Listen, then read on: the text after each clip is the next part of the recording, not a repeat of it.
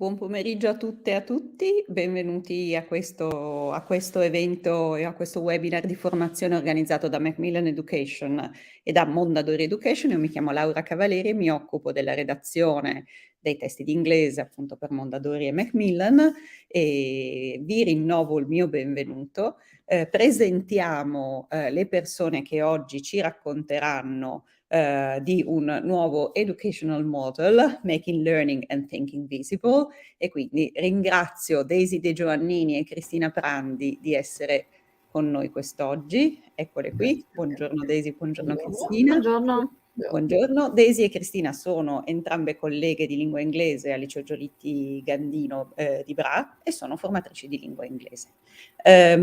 Lascerò fra pochissimo loro la parola, vi do un paio di indicazioni qualora fosse la prima volta che partecipate ad uno dei nostri webinar.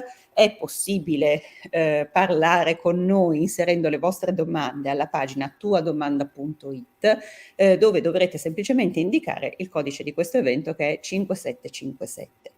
Al termine del webinar, nei giorni successivi, vi arriverà l'attestato di partecipazione che sarà disponibile sul sito della casa editrice alla pagina attestati. È possibile accedere allo streaming anche in differita e l'attestato sarà comunque disponibile, ma solo ai partecipanti che avranno effettuato l'accesso della mail di conferma entro la mezzanotte di oggi. Il video resterà comunque disponibile sul nostro canale YouTube e ripeto, per formulare le vostre domande o passarci i vostri commenti, tuadomanda.it 5757. Vi lascio prima di tutto in compagnia di Cristina, poi Cristina passerà la parola a Daisy, alla fine ci ritroviamo e proveremo a dare risposta alle vostre domande oppure a commentare insieme quello che arriva da voi come stimolo, proposta, eccetera. Quindi lascio a Cristina e buon webinar. Thank you a lot.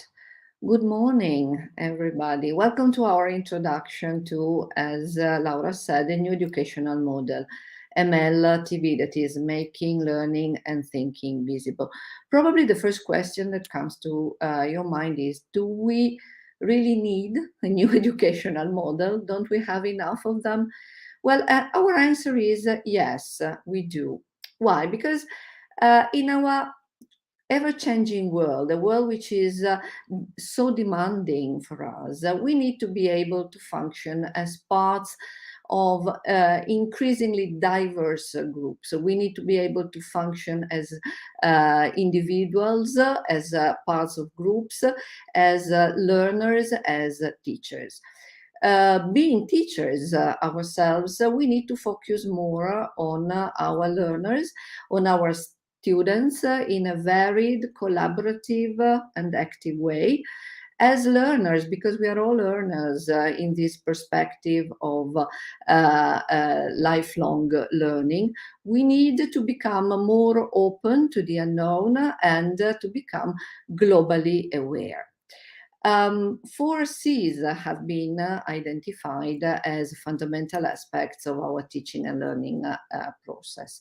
They are not in isolation. They are all related to one another. They are parts of a process contributing to creating a critical thinker that is someone who solves problems, who is also a communicator, someone who understands and communicates ideas, who is also a collaborator, that is to say, someone who is capable of working with others in teams, with groups, and who is also a creator, that is to say, using his creativity, someone who produces high quality work.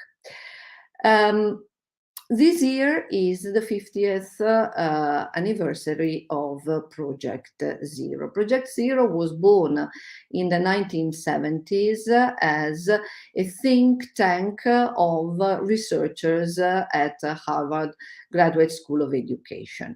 Garner and Perkins were probably are still the most important academics belonging to that group, and they focused their work with the passing of the years of the time on the creation of cultures of learning, of thinking, and understanding through key conceptual frameworks. The frameworks they identified to rely on for the creation of MLTV are visible thinking and making learning visible. And if we refer to John Hattie's quotation that I put in the slide, they are really meaningful for us today, because they say, when teaching and learning are visible, there is a greater likelihood of students reaching higher levels of achievements. This is important because I think that one of the most important parts of our work as teachers is not only to pass a content, not only to teach our subject, but also to help our students to develop the capability of reaching higher level of achievements.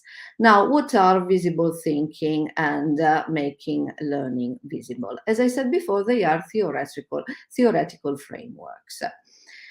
Visible thinking is made of specific cognitive routines.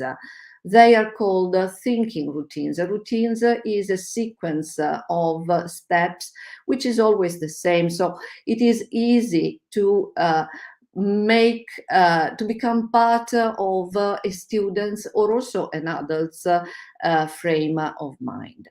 They guide students through their mental processes, and also they engage students in an active way on the topics that they are studying. Engaging them actively, thinking routines help students to start thinking outside the box. That is to say, to start connecting the new information, the new piece of knowledge that they have just acquired to previous one. The aim is to make cognitive processes visible, and as a consequence to support a culture of exploration and of critical thinking, which is one of the most interesting and important aims of the whole framework. Thinking routines derive from a broader work that the Project Zero group made on cognitive sciences, and they are aimed at investigating the characteristics of higher level thinking skills. Visible thinking has a twofold objective. On the one hand, to cultivate the students' capacity for thought and disposition to think. On the other hand, to deepen their learning of disciplinary content. What does disposition to think mean? Disposition to think means creativity, means curiosity, means the search for truth and understanding. It means the will of being not only skilled, but also attentive to your opportunities that come from the world around us and willing to catch those opportunities.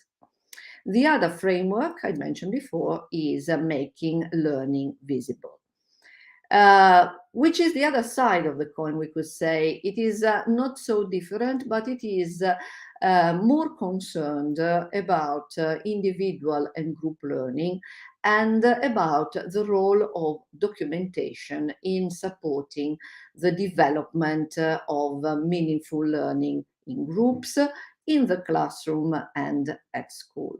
This is another interesting aspect of the whole framework. That is to say, it is not only focused on the individual group, on the small group we might be willing to work with in the classroom. It has not only to do with the bigger group of the classroom, but the idea is to create a culture in the whole school. These two practices make learning visible. So group learning is particularly important, and it has to be promoted in the classroom by creating intentional groups, by designing tasks that benefit from a group perspective, by facilitating the conversations inside the group, giving also an effective and meaningful feedback. All in all, by designing an effective synergy between the individual work, as I was saying, the work of the class, and a broader work in the school. Documentation is very important. Not only the documentation related to the work that has been done by the small group, but also the documentation for the teacher that can share this with his fellow teachers. So documentation is usually guided by a specific question and involves students and teachers alike in analyzing, interpreting, and evaluating collectively the work. In the end, it is not only a beautiful final product, it is not only a retrospective artifact, it is more than this, it also shapes the design of the future learning context. Project Zero researchers were able to identify 8 moves, as they call them. That is to say, 8 cognitive actions that promote deeper understanding. These are the ways our students and we ourselves make meaning of the new knowledge and of the world around us. The researchers made them visible, describing their functions. And they also elaborated a series of activities, and we are going to show you in the following section some of these activities to promote each individual thinking move. What you see in the slide is the understanding map. The understanding map visually represents these 8 moves. And it can be, as you can see, there is not a beginning or an end. It can be started in any point whatsoever, because these are all interrelated points and links. Now let's start from reasoning with evidence. The first move I mentioned, reason with evidence. What does that mean?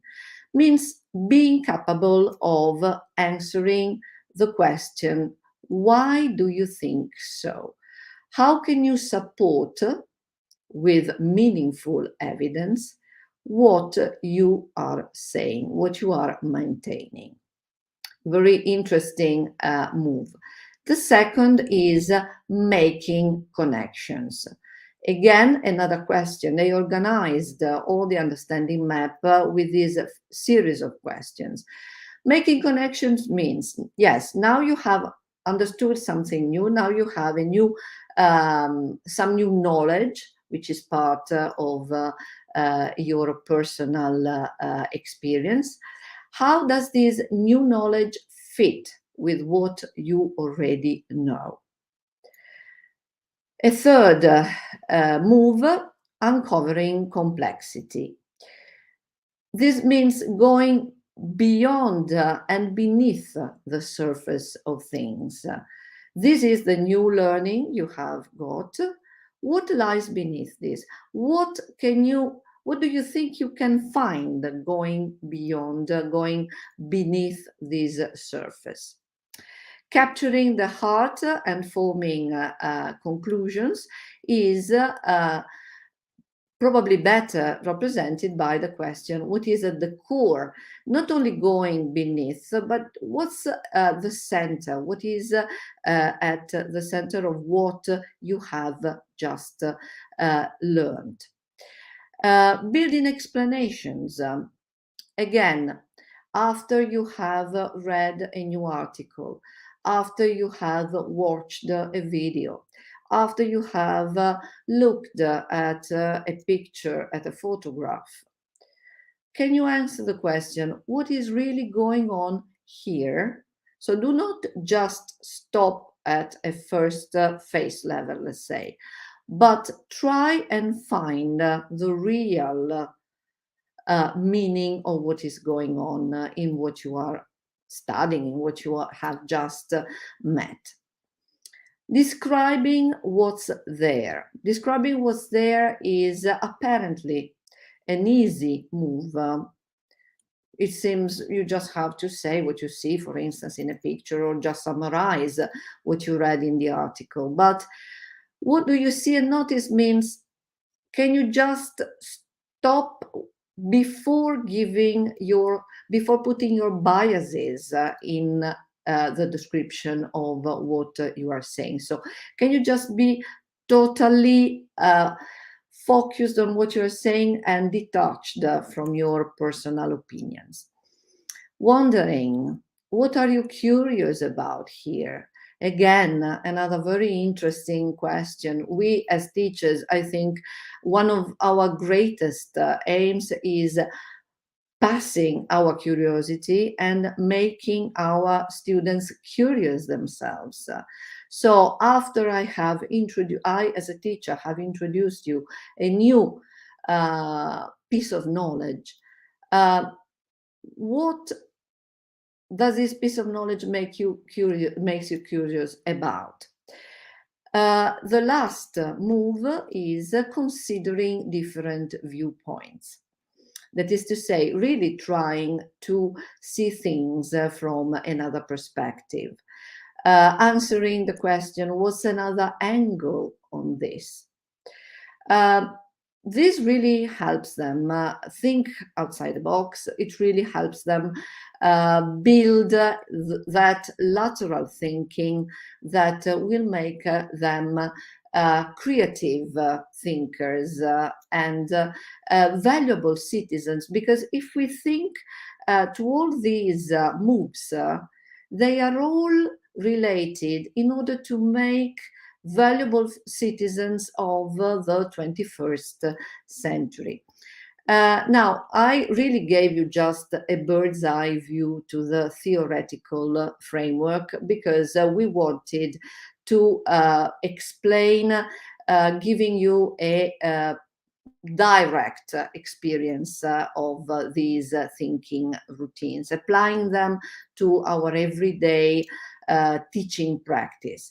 So I do ask you to go online, search the internet, look for more material than what I have just told you. You will find at the end of these presentations some interesting and I hope useful links in order to be to start your research.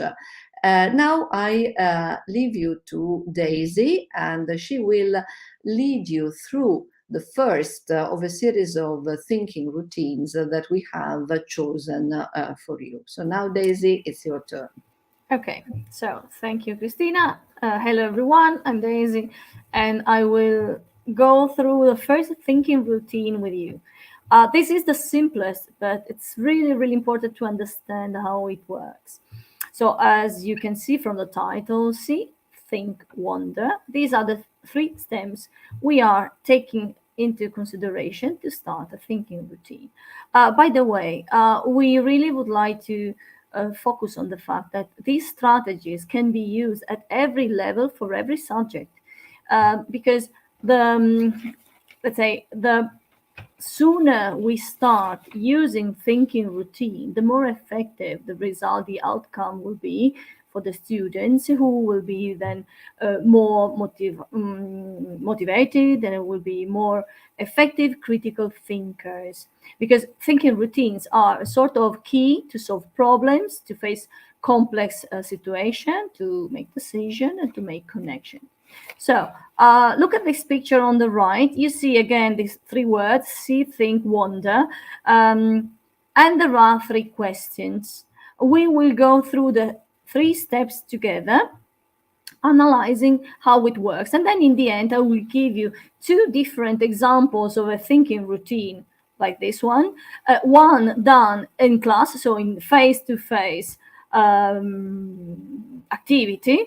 And I will give you also a new perspective, so the perspective of a blended learning, as we did, for example, during the pandemic period. So something that you can do when you are not in class, okay, using some digital devices. Okay, starting point. We start this thinking routine giving the student, an object, an artifact, something they can really see.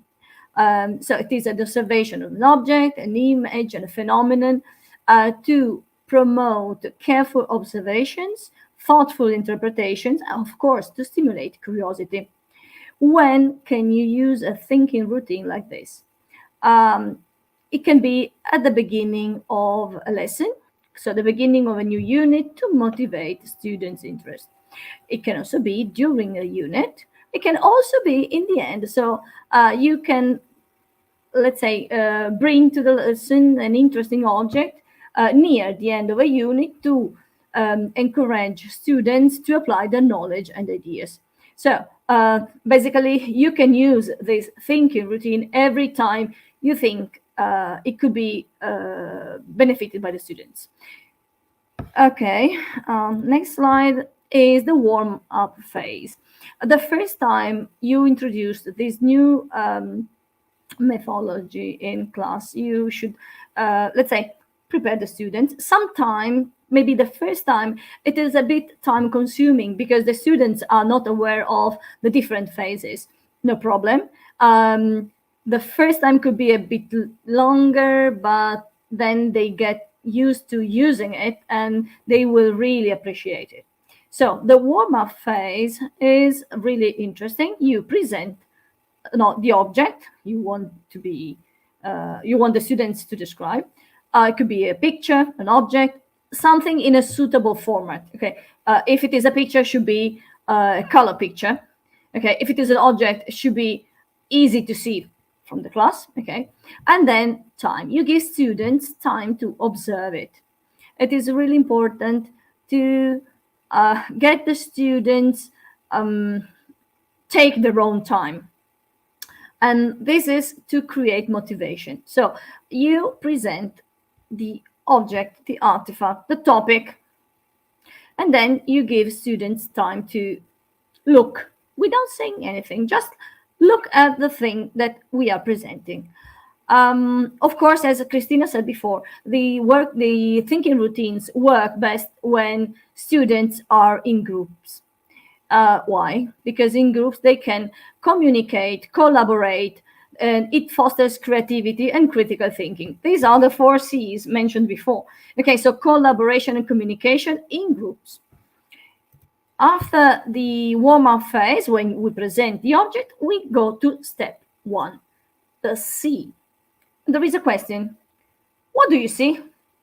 As Christina said before, this C question looks very easy, but actually you will see that your students have problems here because they don't stop at what they see, but they start thinking about things. So as you remember, the title is See, Think, Wonder. So maybe the first time they work with this routine, they will make a mistake, describing in the see phase also the think. Okay, don't worry, it's just the first try. Anyway, you should really focus on this. Just what you see. They work in small groups, could be the book class. They are looking for details. And they are describing what they see, just what they see. So they share information about the object or the picture they are looking at, and this stimulates curiosity, of course. The second step is think. Next question, what do you think about this? They, of course, have time to reflect, and they are sharing the information. So group work and time gives them the possibility to collaborate and communicate. In this particular phase, they really need to start developing their ideas. And as we were saying before, here it is the moment where we have the divergent thinking. And maybe someone can come up with a particular idea. I think it is really, really stimulating. But it takes time. So students must feel that they have the time to reflect. The third step is wonder. What does it make you wonder? What do you want to know more about it? In this moment, their curiosity is again really stimulated. They are, of course, critical thinkers. And there are also more questions that you could give them in order to make them really wonder together. So, where can you find more information about it? Who could you turn to if you want to go deeper on this subject? Which keywords would you use to look for more information on the internet? Okay, it opens a new, let's say, a new chapter, because they could really go on and deeper in their knowledge. After these three stems, so see, think, and wonder, we have the final step. We are in a class and we can reflect on the outcomes. And it's up to the teacher to decide if you want to have a final reflection as a class in plenum, or if you want to have it with, again, in small groups. Sometimes it could be also worth to ask them for a reflection individually. What is the big positive aspect of using a thinking routine? I think that every student has voice and choice, in the sense that in a group, everyone feels stimulated to act, to share information, to ask for more details. So imagine, in sometimes a thinking routine like this is really fundamental to make the class collaborate together. And group work is really effective. And then in the end, you have in this final step a sort of a very positive outcome, because they share, they discuss. As I said before, there can be some very interesting solutions in thinking. And I think it is really something that should be considered as a new technique, because the process of making learning and thinking visible allows students to become, of course, more aware of some strategies that they can have, that they can use to be critical thinkers, of course, with an effective approach. Here you see an example. Let's focus on the example. This is a picture, so I decided to use a thinking routine, see, think, wonder, taking a picture from Unit 2, Relations, from the book Upskill. Okay. The title is Mystery Location, Kids Looking for Clues. In this slide, you see the picture, which is the base of our inquiry. Okay, the thinking routine will be based on this picture. And on the right, I have put the possible outcome. You see, this is done in class, a face-to-face interaction with groups of students, pupils together, and students are given some post-its. Okay, every group receives 3 post-its that could have different colors, so that the teacher knows which group has posted a particular answer. Anyway, here I had just the light blue ones, and it was okay. They just added the name somewhere. Okay. One important thing. Before starting a thinking routine, of course, we need vocabulary. Otherwise, it will be quite difficult for students to talk about a topic they do not know. Okay, so in this book, of course, the students had already studied vocabulary about physical aspects, clothes, activities in the free time. Okay, so they were ready to talk about this topic, and they had the vocabulary to do it. I explained the students how it worked. I divided them into different groups. and we started the thinking routine. First of all, as I said before, time to look at the object. The object was the picture, okay? So this picture is in their book at the beginning of Unit 2. And it comes after a dialogue. So they already know that there are some boys and girls spending some time together and then stop. I wanted to stop and said, okay, now let's take time to organize a thinking routine. You look at the picture, 2 minutes for you, and then you describe on the post-it what you see, trying really to focus on the fact that you see something. Try not to add any details about what you think they're doing, just describe it. Okay. So, for example, let's imagine a typical answer of a group. There are 3 guys, 2 girls, and 1 boy. They are together. Then I can describe something about the outfit. There is in the background there is a girl with long blonde hair. She wears a hoodie, a gray hoodie. She looks surprised. Then in the middle of the picture there is a boy. He is looking at a map. He wears a sweater, white and blue sweater. He has short brown hair. So let's imagine these are students, let's say pupils in the middle school, okay? And then there is 1 girl in the foreground. She has a smartphone.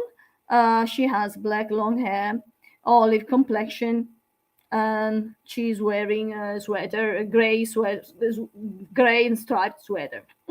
Okay, this would be, for example, an answer to the first stem. What do you see? Okay.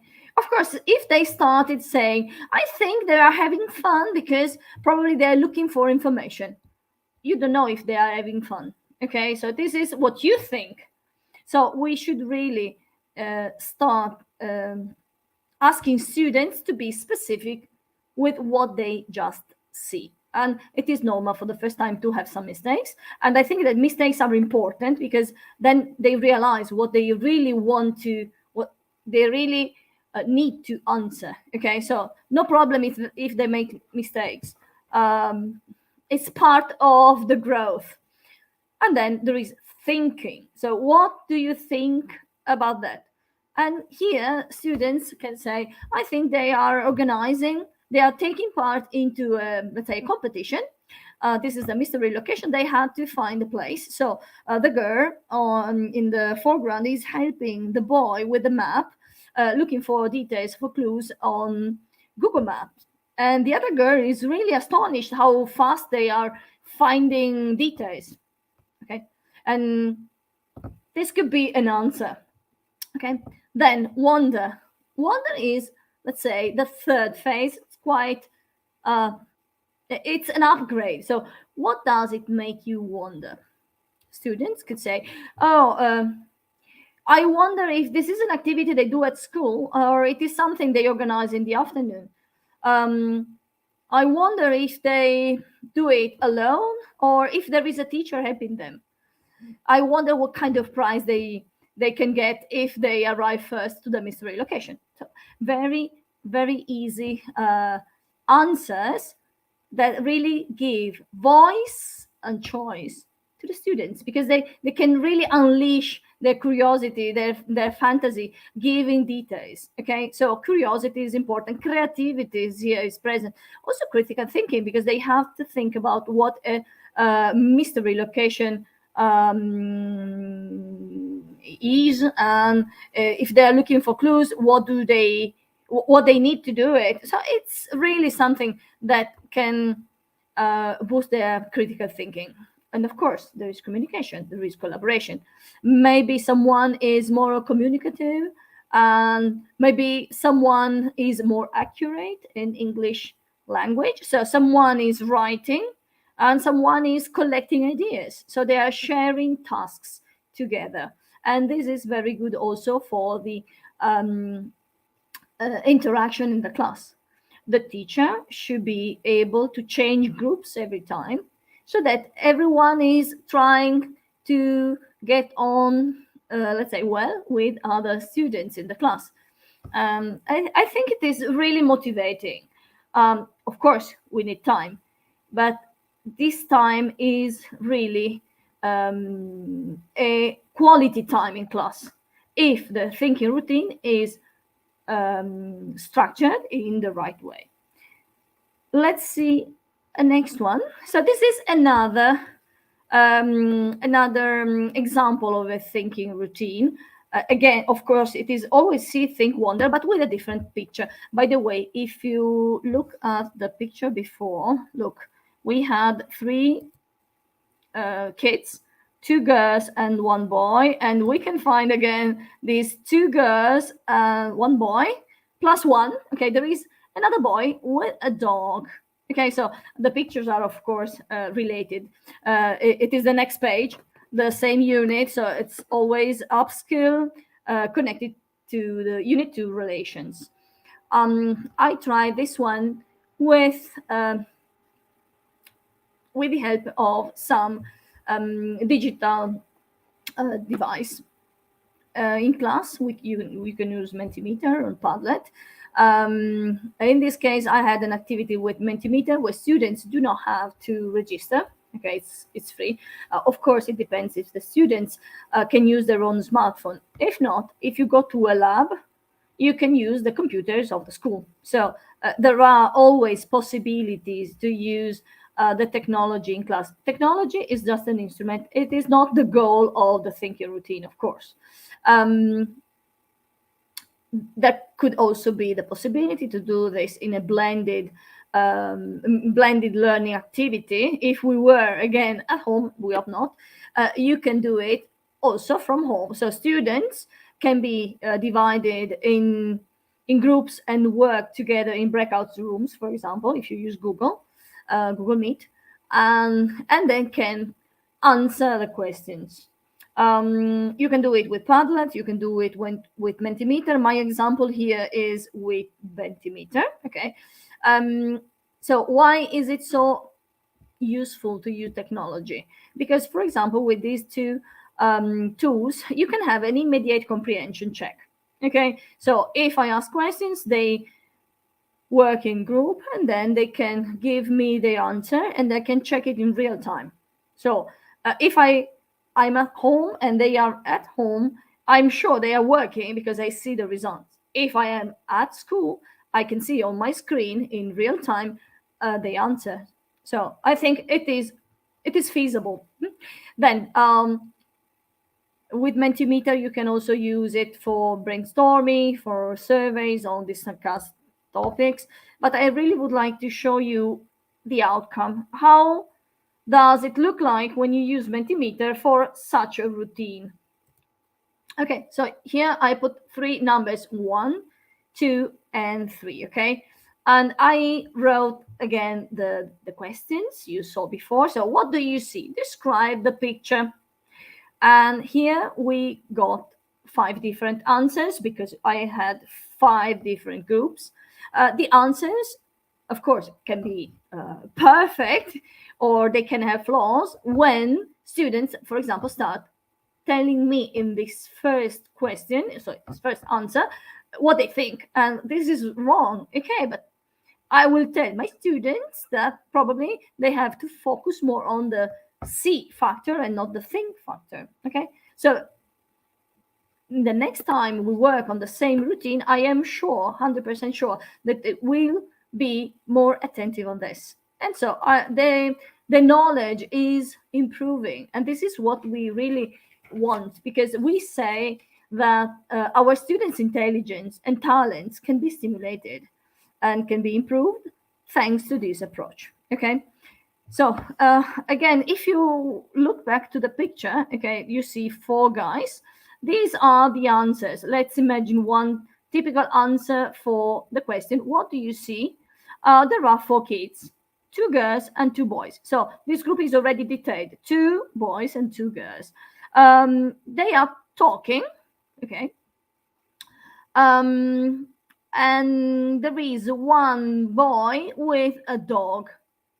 Okay, so there is a dog with them. Okay, this is a possibility. It's let's say quite synthetic. I would suggest to my students, describing something more about details, outfit. So because if they know, as I know, the vocabulary about clothes, maybe something about emotions, something about physical aspect, I think that this is the time to use these adjectives, these words. Okay. Then in the moment, what do you think is going on? Here we have some interesting answers, and the answers are, for example, they say they are planning to go somewhere in the afternoon. It's okay, synthetic but effective. They are having fun, hanging around. They have just met. Maybe they want to go to the city center with their dog. Okay. They have just met after school. They are waiting for some more friends. Could be. The two boys have just met the two girls. They are talking. The boys are inviting the girls for a walk with the dog. Can you see that each group had its own point of view, and some of the students were, let's say, more able to express things. Some other groups were, let's say, a bit more synthetic. Anyway, the task was accomplished. And then we have the third question: what does it make you wonder? And they said, and here they can really give their own contribution to this, because someone said, I wonder if they have the dog with them, will they be able to enter any shops they want to visit? Okay, this could be a question. Maybe they are hanging around because they are doing an activity for school and they are looking for clues, a sort of treasure hunt. So they connected this picture to the picture before, for example. Another group said, I wonder they feel safe going around the town without an adult. Can you feel that here? There are other problems coming to the surface. And I think it's really interesting to let them talk, explain, reflect. Another one was, I wonder if they have finished the homework. Probably the group was thinking about the fact that maybe in the afternoon you have to do something like homework, and probably if they are around, it can be that they have finished what they had to do for school. Okay, so here we really analyze a very, let's say, simple example, but I just wanted to give you the idea of having a thinking routine done. Of course, you do not have really to prepare the students for this kind of activity, in the sense that you should just focus on the 3 stems: see, think, wonder. And you should be really explicit on this. See is just what you see. If we have a picture, describe the picture. Don't try to give other motivations. Try to focus and stay on what you see. Think is already something you can add. You add your own ideas. Wonder is a more complex way of considering the reality. And I think in this third step, you get the possibility to go deeper, to express yourself, to think outside the box, as we were saying before. So the divergent way of thinking can really appear here. It is not time consuming. You could ask me, how much would thinking routine last in class? So the first time it could be half an hour, okay, and then you really shrink the time to 15-20 minutes. And then of course it depends what you want to do, because in this unit, as I said before, this is the unit about relations. These thinking routines, the 2 models I showed you, they could be connected, okay, because they are the same let's say characters present in 2 different pictures. And of course you can go on, you can link another thinking routine, but of course we do not have time today to start with new thinking routines. There will be another webinar on this.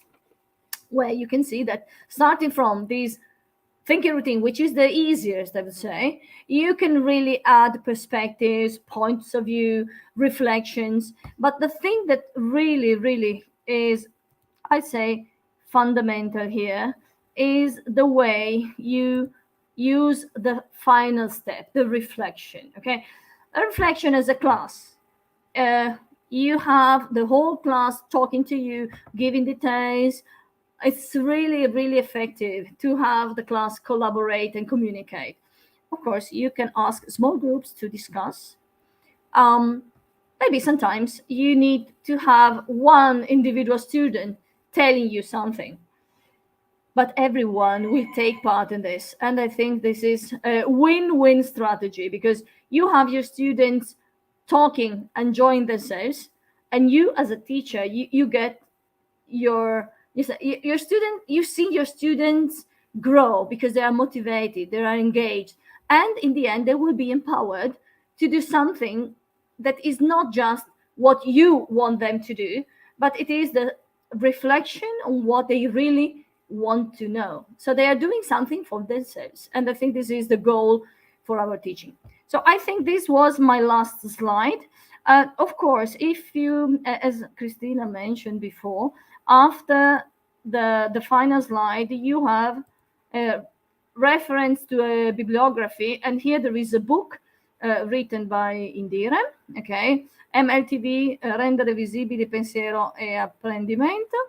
Okay, then here there are two more links, and the last link is a template, which I think is quite useful, a template for See, Think, Wonder.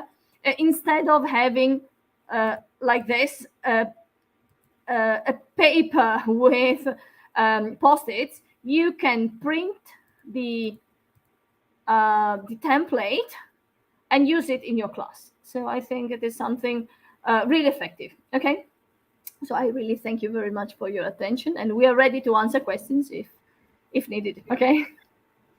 Grazie Daisy e grazie Cristina. Allora, è arrivata una domanda che in realtà è legata all'Indire. Allora, è stato citato Indire nell'ultima slide che contiene la bibliografia. Ecco, se potete, viene chiesto se potete dire di più appunto sulla relazione che c'è tra Indire ed eventualmente progetti modalità di operato che ci sono nelle scuole italiane in questo momento, che magari ci sono da alcuni anni o che si potranno accendere, insomma, ecco, come le due cose stanno insieme.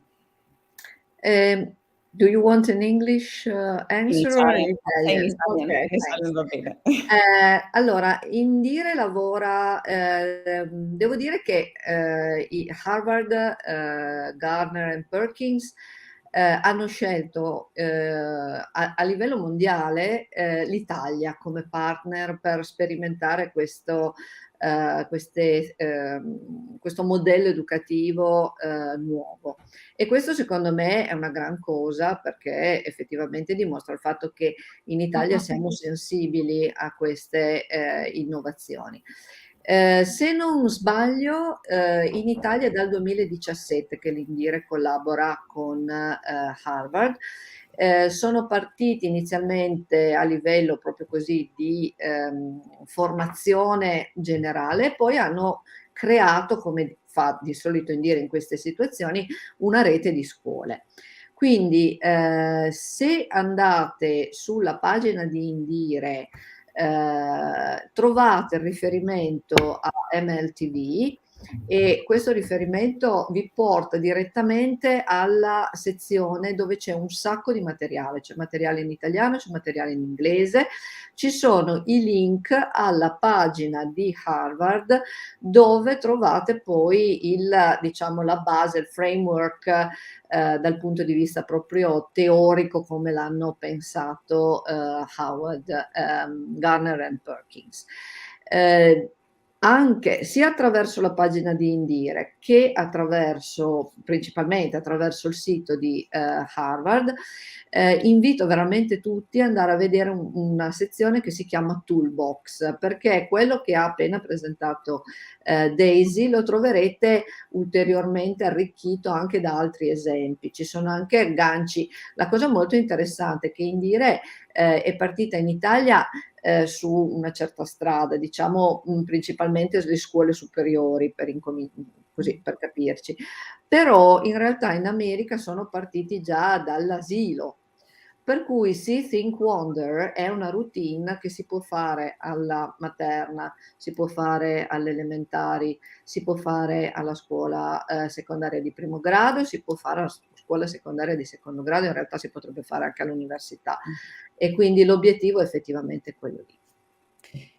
Grazie Cristina. Forse in parte hai già dato una risposta ad un'altra domanda, appunto dicendo che, appunto, che dentro Toolbox si possono trovare appunto degli altri esempi di thinking routines, però appunto precisiamo intanto che ci sarà un secondo webinar a questo proposito, ma viene chiesto se c'è un numero limitato di thinking routines che Project Zero ha codificato, ha studiato, ha diciamo messo in piedi e dove si possono trovare liste ed esempi. Forse è Toolbox di cui parlavi prima. Esatto, quello assolutamente. C'è un numero che non è limitato, nel senso che è un numero estremamente ampio, anche perché giusto appunto Project Zero ci sta lavorando sopra da parecchi anni, quindi questa cosa è già andata avanti e loro si sono abbastanza allargati in tanti campi diversi. Però la toolbox ci fa capire una cosa, secondo me, che non ci sono solo 40, 50, 60, 70 thinking routines da cui possiamo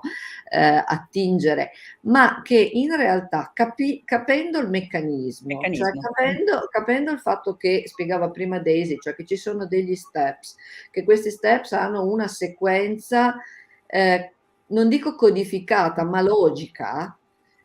Non dico che ce le possiamo creare noi, ma possiamo anche eventualmente sovrapporre, intrecciare più thinking routines in modo da ricavare quella che in quel momento lì ci serve particolarmente per l'obiettivo che ci siamo posti. Quindi ce ne sono moltissime, veramente molto, non c'è che l'imbarazzo della scelta. Tra l'altro la sezione appunto della toolbox dà anche dei filtri di ricerca, quindi ti permette di decidere se le vuoi per una materia, per l'altra, perché adesso noi qui parliamo con i colleghi di lingua, però in realtà, come spiegava anche Daisy prima, sono assolutamente praticabili, utilizzabili a livello universale da tutte le materie, quindi il concetto sarebbe proprio quello di entusiasmarvi come noi ci siamo entusiasmate e spargere il verbo a livello di istituto, perché è una cosa che abbiamo proprio sperimentato negli ultimi anni.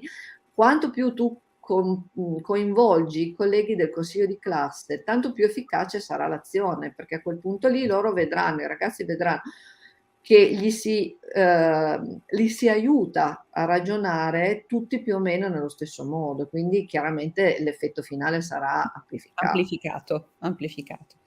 Dunque, potreste ripetere dove troviamo il toolbox? Sono sul sito all'interno del toolbox, nella lente di ingrandimento non appare nulla. Aspetta, che ti stavo parlando sopra e non ho sentito. Scusa tu Cristina, non è arrivato appunto proprio in questo momento. Potreste ripetere dove troviamo il toolbox? Sono sul sito dell'Indire, dice una delle... No, ma è nel sito, il toolbox lo trovate nel sito di Harvard.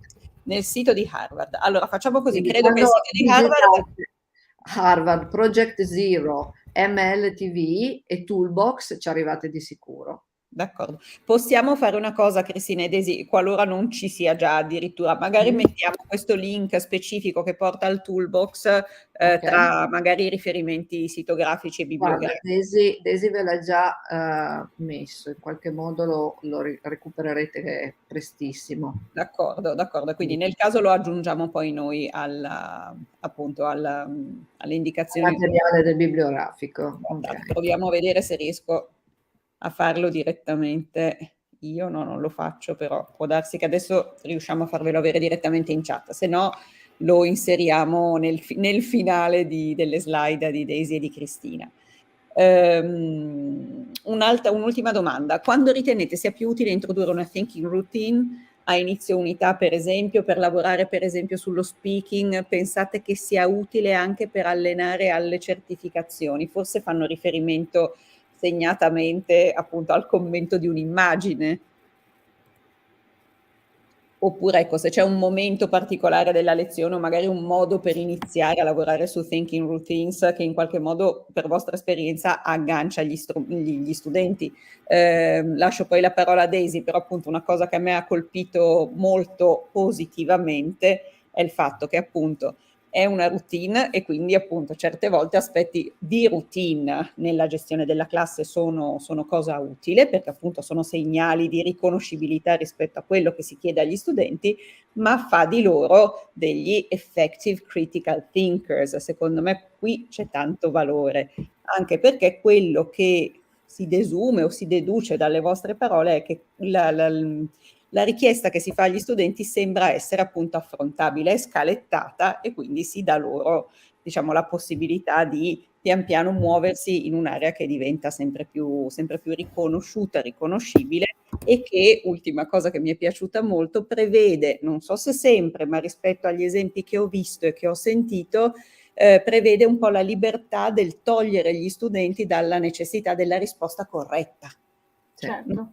Questo è proprio quello che la thinking routine, l'applicazione di questa nuova metodologia dà un'apertura ai ragazzi, dà la possibilità di dire quello che veramente pensano. Non c'è la sola risposta giusta, c'è un ragionamento e quella fase finale di riflessione di cui parlavamo, che può essere di classe, di gruppo o individuale, ognuno dà il suo contributo, quindi è comunicazione pura. Su queste 4 C fondamentali, la comunicazione, collaborazione, creatività e critical thinking, sono presenti sempre, perché interagiscono, comunicano, collaborano. Poi creano questo pensare divergente, cioè, ma a qualcuno viene un'idea che magari neanche l'insegnante era venuta, bellissimo quando poi si lavora magari con una prossima routine che è quella dei punti di vista, ma vengono fuori delle cose veramente interessanti. Magari ci sono quei ragazzini che in classe magari non osano mostrarsi, che hanno quel lampo di genio, ed è questo il nostro lavoro, cercare di dare la scintilla della curiosità, questa spark curiosity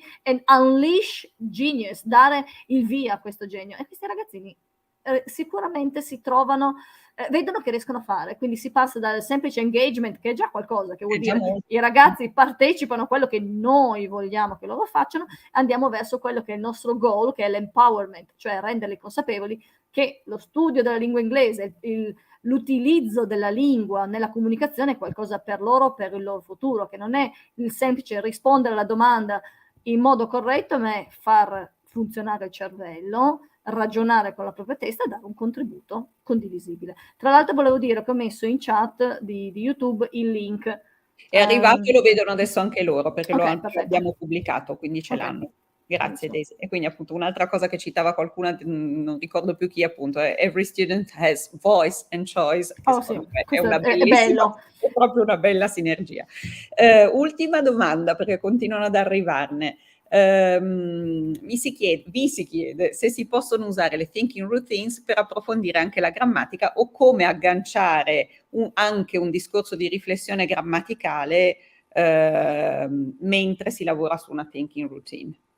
Assolutamente sì, perché è il discorso che facevo prima a livello teorico, cioè quando tu hai del previous knowledge, cioè quando tu sai già qualcosa, non sai tutto ma sai già qualcosa, e io ti fornisco un'informazione nuova, come vai ad agganciarlo? Quindi ci sono in particolare delle routine che sono più adatte, poi come dicevamo prima, essendocene veramente molte, uno va un po' a guardarsele e scopre che ce ne sono quelle che gli piacciono di più, ci sono sempre quelle le nostre preferite, ci sono quelle che funzionano meglio in certe situazioni, con certi argomenti.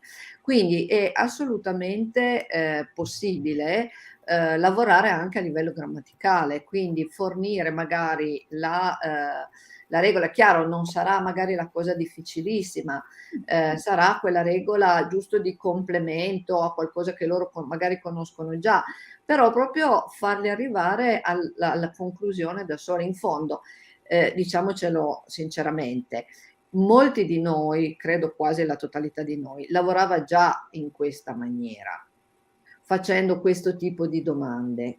Quello che secondo me hanno fatto Garner e soci è stato codificare questa cosa e renderla, come dicevano loro, visibile. Cioè per loro è estremamente importante, cioè hanno visto, non per loro, ma hanno visto nella pratica scientifica quanto è importante che resti una traccia documentata, scritta, di quello che i ragazzi hanno fatto. Quindi scrivere la risposta sul post-it, oppure, come diceva Daisy prima, mandare la risposta attraverso Mentimeter o caricarla su Padlet o un'altra web app che vogliamo usare, è importante, perché poi loro si vedranno davanti agli occhi la loro risposta, ma anche la risposta degli altri gruppi. E il processo mentale funziona poi proprio così, perché io vedo come ho risposto io, come hanno risposto gli altri, mi viene l'idea, dico, ah ecco, vedi, però anche quell'altra era anche una buona idea, era anche una buona risposta. E quindi, come dicevi tu, è un discorso di scaffolding, no? Di costruire sulla base di quello che gli altri mi hanno già anche un po' fornito. E quindi si costruisce insieme, si co-costruisce. Esatto, si costruisce insieme, quindi è molto più significativo. Allora, ultima domanda, poi vi lascio andare. In realtà ce ne sono delle altre, ma purtroppo chiedo scusa a chi partecipa, ma fra un pochino dobbiamo chiudere. Però l'ultima domanda è dovuta. La premessa di chi scrive è forse una domanda banalissima, ma sono alle prime armi, e quindi io credo che alle prime armi dell'insegnamento dell'inglese bisogna appunto affidare tutto l'appoggio possibile. La domanda è la seguente: parliamo di routine, perché è consigliato utilizzarle per creare una sorta di routine nelle nostre lezioni, ad esempio introdurre ogni argomento nuovo di lessico? Anche loro usano la parola routine per dire è sempre uguale, cioè ci sono sempre degli step e questi step sono sempre gestiti attraverso delle domande. Le avrete viste nell'esempio di Daisy, le continueremo a vedere nei prossimi esempi che vedrete la prossima volta che ci incontreremo. Si chiama routine per quello, perché il concetto è quello che mentalmente, dandogli questi step non sempre uguali, ma comunque molto molto simili, sarà per loro facile introiettare a livello mentale la forma mentale che è importante che imparino ad usare. Quindi sì, non dipende da noi, cioè possiamo decidere che lo vogliamo usare sempre, possiamo decidere di usarlo qualche volta, quindi mi raggancio anche un po' alla domanda che ti avevano fatto prima, quando usarlo? Quando ci viene bene, vero Daisy? Quando ti sembra che sia il momento giusto nella lezione. A volte anche se avanzi 20 minuti alla fine di un'ora, avevi pensato di metterci più tempo, sei riuscita ad andare veloce e hai avanzato del tempo, tiri fuori un'immagine, fai leggere un piccolo testo, qualcosa, una piccola poesia, fai vedere un mini video da pochi secondi e li fai lavorare lì sopra. E quello, anche quando andiamo a fare sostituzione magari ai colleghi, ti mandano in classi che non sono le tue, come faccio a tenerli occupati? Gli sparo una thinking routine e li anniento sul posto, no, cioè è un modo per engage actively, come dicevo prima. Sì, volevo aggiungere, è proprio questo l'idea della thinking routine, di far partecipare i ragazzi in modo, diciamo, molto, molto semplice, perché alla fine, se abbiamo guardato le domande, tutti possono rispondere a queste domande.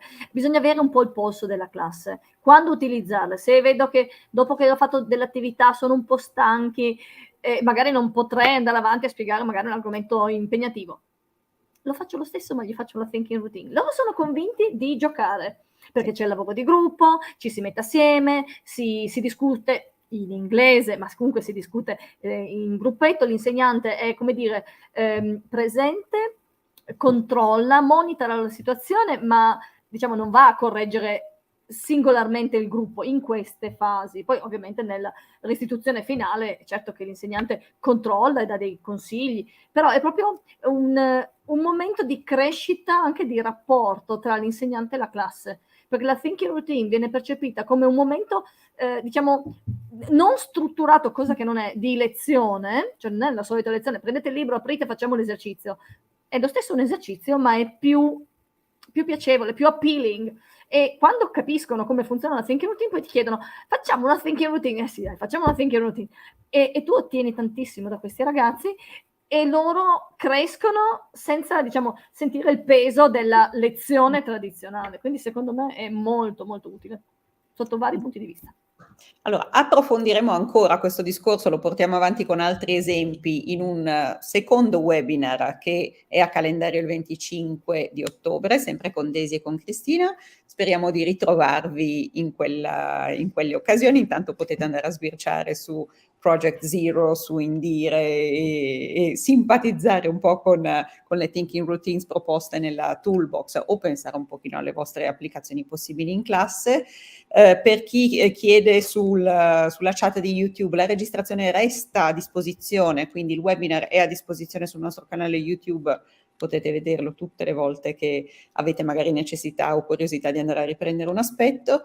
Ringrazio di aver ascoltato, ringrazio Cristina e Daisy che sono sempre una boccata di aria fresca che arriva dalla scuola, che ha voglia di fare cose belle e concrete e semplici. Quindi le rivedremo il 25 di ottobre. Grazie ancora a tutti, buona serata. Grazie, Noi arrivederci. ringraziamo voi, grazie.